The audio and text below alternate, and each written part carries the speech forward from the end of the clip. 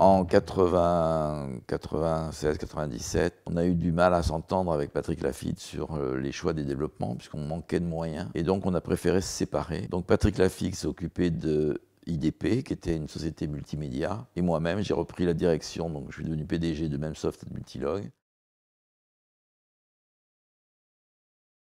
L'étape qui a été aussi perturbante, mais qui était volontaire, c'était la vente de Memsoft à Prolog, qui s'est passée juste avant 2000, en 1999 pour être précis, et où Prolog donc a cherché à récupérer cette technologie des composants pour l'intégrer dans ses produits et chez ses développeurs. C'était à l'époque de la bulle Internet, tout le monde achetait des entreprises, tout le monde sans véritablement, enfin c'est mon point de vue, de stratégie bien définie.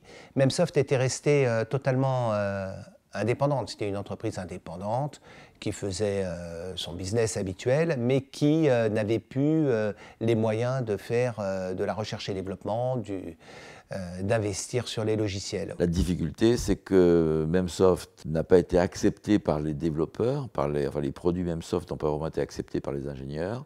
Ils ont préféré continuer leurs outils de développement, ce qui fait que très rapidement, les investissements qui devaient être faits par Prolog pour continuer le développement de ces produits se sont arrêtés. Les différents distributeurs, dont ABMS que je dirigeais, se retrouvaient avec un logiciel qui devenait de moins en moins compétitif, voire quasiment obsolète. Donc les distributeurs ont commencé à quitter Memsoft pour aller distribuer d'autres logiciels.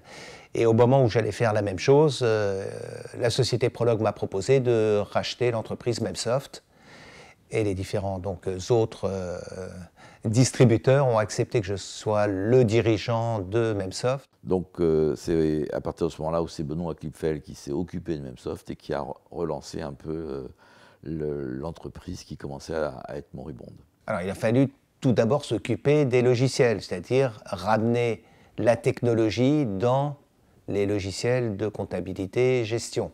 Alors ça s'est fait en plusieurs étapes avec d'abord la modernisation de ce qu'on appelle le skin, ce sont les interfaces graphiques avec des bureaux virtuels 3D qui ont été tout de suite modifiés dans les mois qui ont suivi le rachat. Il y a eu les graphiques animés, il y a eu les fenêtres au goût du jour. Et puis ensuite, on s'est occupé de tout ce qui était fonctionnalité. Donc on a investi massivement sur les logiciels. C'est devenu l'un des logiciels les plus compétitifs sur le marché.